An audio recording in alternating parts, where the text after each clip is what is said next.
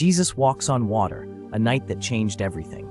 Matthew 14:22-33, Mark 6:45-52, John 6:16-21. Intro: The night of the impossible. Narrator: Some miracles happen in broad daylight, but others, the ones that change you forever, happen in the darkest hours of the night.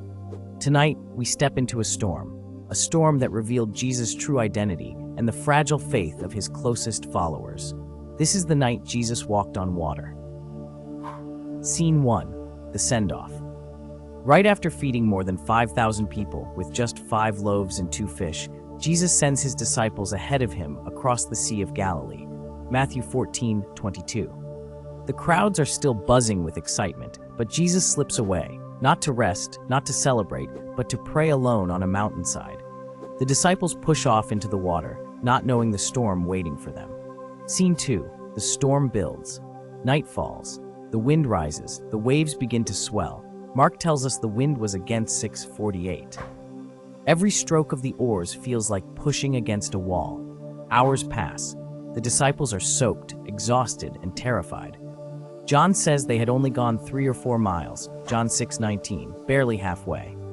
Imagine the scene. Lightning flashes. Waves crash over the sides. The boat groans under the pressure. They are fishermen, men who know this sea. But tonight, even they are afraid, and sometimes, God lets us row into storms we can't control, so we can learn a truth we can't ignore. Scene 3. The figure on the waves.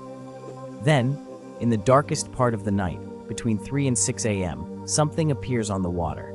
A shape, a silhouette, a figure, walking toward them. Not swimming, not floating, walking. The disciples scream in terror. They think it's a ghost, but then, a voice cuts through the storm like a blade. Jesus, steady. Take courage. It is I. Do not be afraid. Matthew 14. The storm is still raging, but suddenly, fear loses its grip. Scene 4. Peter's moment of faith.